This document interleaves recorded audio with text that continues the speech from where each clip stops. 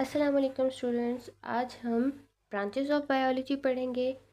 Start करते हैं। Biology is a fast growing field of science. Biology science की बढ़ती हुई एक फील्ड है। Therefore it is divided into many specialised branches for better understanding and convenience. इसीलिए biology को जो है वो मज़ीद बहुत सारी ब्रांचेस में डिवाइड किया गया है ताकि उसको अच्छे से समझा जा सके। तो बायोलॉजी की पहली ब्रांच है मॉर्फोलॉजी। मॉर्फोलॉजी में हम क्या स्टडी करते हैं? Morphology is the study of form, shape and structure of organism, यानी एक्सटर्नल फॉर्म, शेप और स्ट्रक्चर किसी भी ऑर्गेनिज्म के।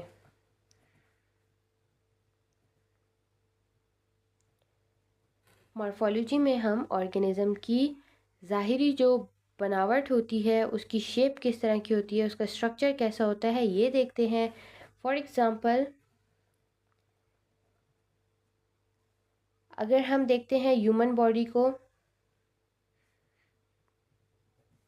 उसका जो है ह्यूमन बॉडी का फेस कैसा होता है, फेस की शेप देखते हैं, हाइट देखते हैं, हैंड्स को देखते हैं, उसके अलावा लेग्स, हेयर। जब हम इन चीज़ों को ज़ाहिरी तौर पर देखते हैं तो ये हमारे पास मॉर्फोलॉजी की स्टडी में आ जाता है। ठीक है। नेक्स्ट ब्रांच है second, anatomy. Anatomy is the internal structure of organism.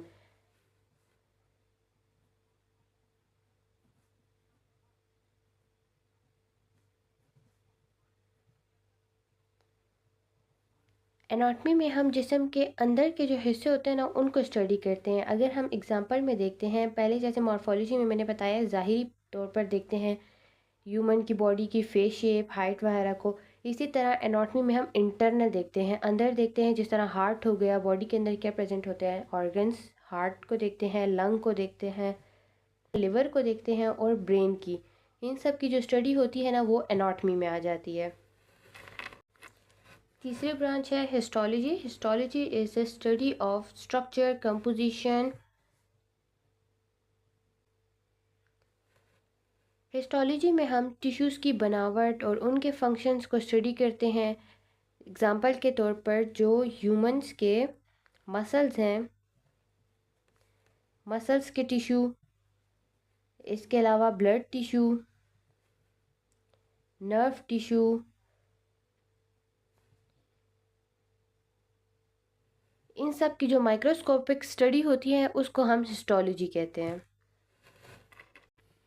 Fourth number पे आ जाता है फिजियोलॉजी।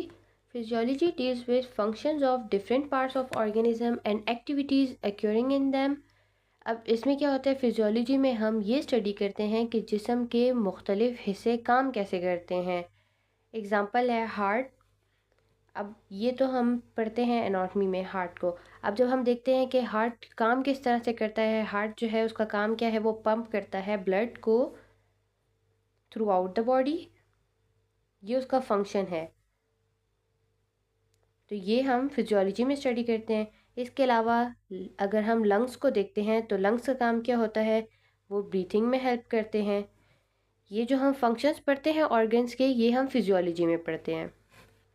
एम्ब्रियोलॉजी में क्या करते हैं? Embryology deals with embryo and the phenomena involve in the formation of embryo into a new organism. Embryology में जो है हम फर्टिलाइज्ड एग से लेकर बेबी के बनने तक के सफ़र को स्टडी करते हैं। अगर हम एग्जांपल लेते हैं ह्यूमंस की, तो ह्यूमन का जो एम्ब्रियो होता है, जब वो फर्टिलाइज होता है, एग से बेबी बनता है, ये जो हम स्टडी करते हैं ये एम्ब्रियोलॉजी में आ जाता है। फिर नेक्स्ट ब्रांच है टेक्सोनॉमी। ये बायोलॉजी की ब्रांच है जिसमें हम स्टडी करते हैं क्लासिफिकेशन ऑफ ऑर्गेनिजम्स और उनके साइंटिफिक नेम्स को। एग्जांपल देखते हैं ह्यूमंस की, तो ह्यूमन का साइंटिफिक नेम है होमो सेपियंस। ये टेक्सोनॉमी की एग्जांपल है।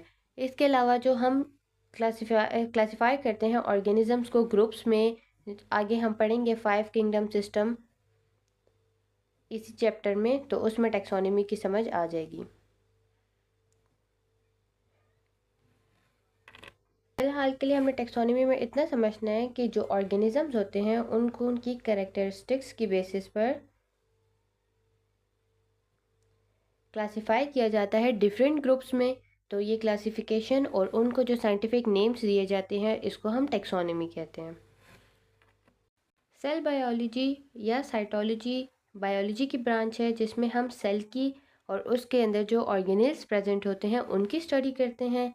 एग्जाम्पल में जो है प्लांट या एनिमल के सेल में, बल्कि ह्यूमन की बॉडीज़, प्लांट जितने भी सेल होते हैं या यूनिसेलुलर ऑर्गेनिजम्स होते हैं उन सब के सेल में जो है न्यूक्लियस प्रेजेंट होता है। ये तो कॉमन है। न्यूक्लियस आ जाता है माइटोकॉन्ड्रिया,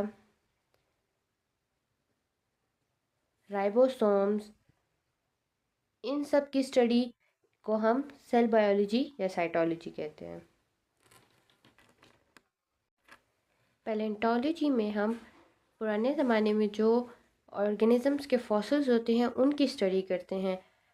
अगर हम वो प्लांट के फॉसिल्स की स्टडी करेंगे तो उसको हम पेलायो बॉटनी कहेंगे। बॉटनी में हम प्लांट्स की स्टडी करते हैं तो ये हो जाएगा पेलायो बॉटनी। पेलायो का मतलब हो गया फॉसिल्स और बॉटनी का मतलब हो गया प्लांट्स के। एनिमल्स के अगर फॉसिल्स की स्टडी करते हैं तो वो आ जाता है पेलायो जोलॉजी। जोलॉजी में हम एनिमल्स की स्टडी करते हैं तो पेलायो का मतलब हो गया फॉसिल्स और जोलॉजी का मतलब हो गया एनिमल्स की स्टडी, एनिमल्स के फॉसिल्स की study. Immunology deals with the body's system of defense against disease causing microorganisms। Immunology में हम जिस्म के डिफेंस सिस्टम की स्टडी करते हैं जो बैक्टीरिया, वायरसेस और जर्म से हमें प्रोटेक्ट करता है। अब इसकी एग्जांपल आ जाती है ह्यूमन बॉडीज़ में वाइट ब्लड सेल्स होते हैं और एंटीबॉडीज़ होती हैं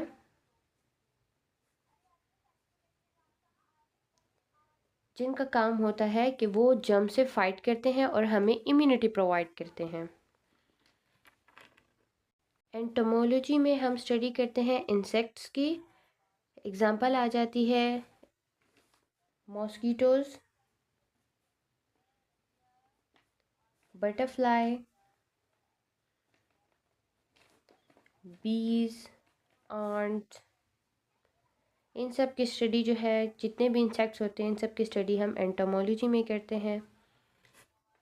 genetics deals with the study of transmission of characters of parents to offspring. Genetics में हम ये स्टडी करते हैं कि पेरेंट्स की जो क्वालिटीज़ होती हैं, जो उनकी खसूसियात होती हैं, वो बच्चों में कैसे ट्रांसफ़र होती हैं। अगर हम देखते हैं पेरेंट्स के जो आई कलर होते हैं, हाइट, हेयर टाइप, ये जो है उनके जो बच्चे होते हैं उनसे मिलते हैं। तो ये किस तरह से जो है पेरेंट्स से बच्चों में जाते हैं, ये सब जीन्स के ज़रिए पेरेंट्स से बच्चों में आते हैं। तो इसकी स्टडी को हम जेनेटिक्स कहते हैं।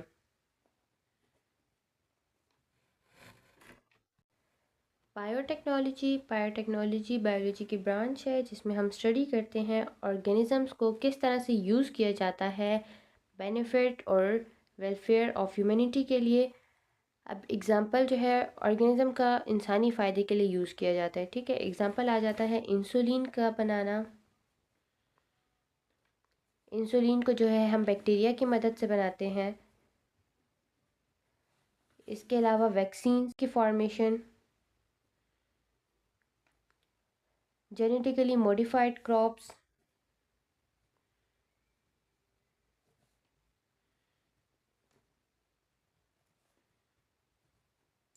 ये सब बायोटेक्नोलॉजी की एग्जांपल्स हैं।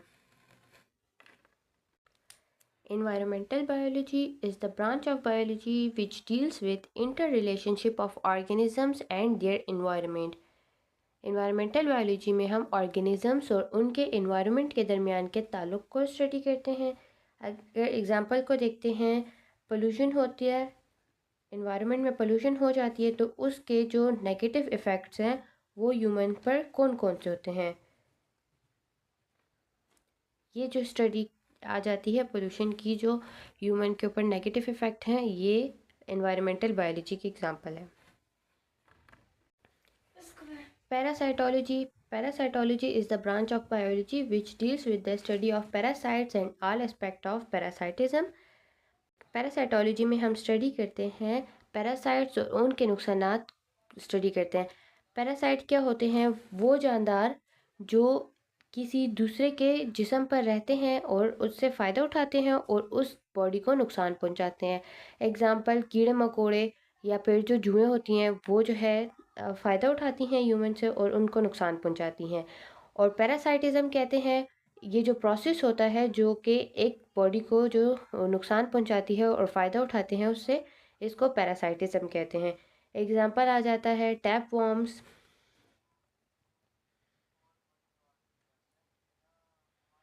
इसके अलावा मलेरिया पैरासाइट,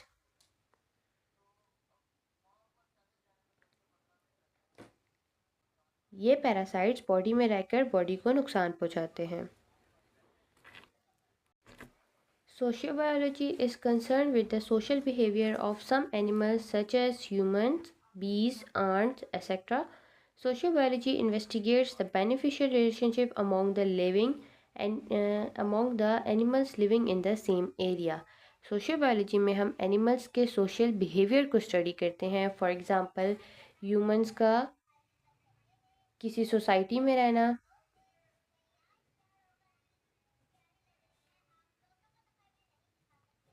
बीज और आंट्स का टीम वर्क जो होता है,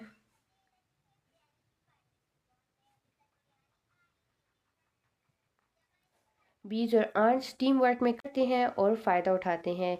ये सोशियो बायोलॉजी के एग्जाम्पल है। Pharmacology is a scientific study of drugs and their effects on human body. Pharmacology analyse the synthesis and break down biological activities and effects and delivery of drugs. Pharmacology में हम medicine के body के ऊपर जो effects होते हैं वो positive हो या नेगेटिव हो, उन इफ़ेक्ट्स को स्टडी करते हैं और जो मेडिसिन होती हैं, ड्रग्स होती हैं, उनकी फॉर्मेशन को और ब्रेक डाउन को और जो वो बायोलॉजिकल एक्टिविटी परफॉर्म करती हैं अपना इफ़ेक्ट शो करने के लिए और डिलीवरी ऑफ ड्रग्स, इन सब को हम स्टडी करते हैं। एग्जांपल आ गया पेन किलर। पेन किलर किस तरह से जो है वो दर्द को कम करता है। एंटीबायोटिक्स कैसे किसी इन्फेक्शन को ट्रीट करती हैं।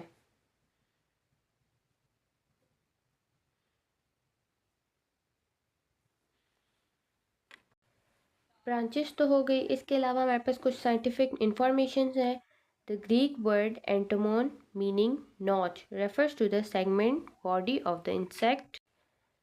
ग्रीक वर्ड जो एंटोमोन है इसका मतलब है नॉच्ड, यानी कटे हुए या टुकड़ों में बटे हुए जो है हिस्से जो होते हैं, सेगमेंट होते हैं किसी बॉडी के, उसकी बात की जा रही है। अगर हम जो है किसी इंसेक्ट के बॉडी के पार्ट्स की बात करते हैं तो वो बॉडी का पार्ट्स होते हैं, हेड होता है, थोरैक्स आ जाता है यानी नेक वाला रीजन, और फिर उसके बाद एब्डोमेन आ जाता है। ये जो है किसी इंसेक्ट के बॉडी पार्ट होते हैं। पीछे दिया हुआ था in biology structure means any part of living organism that can be seen with the naked eye और with the help of microscope.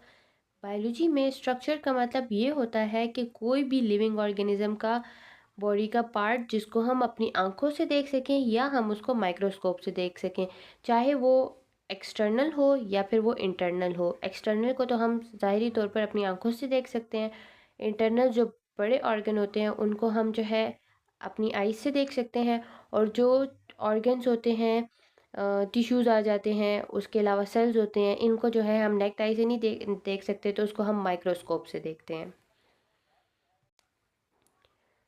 In embryology we study the development of an organism from a fertilize egg. ये तो embryology का हमने बता दिया कि embryology में हम स्टडी करते हैं कि जब एग जो है फर्टिलाइज हो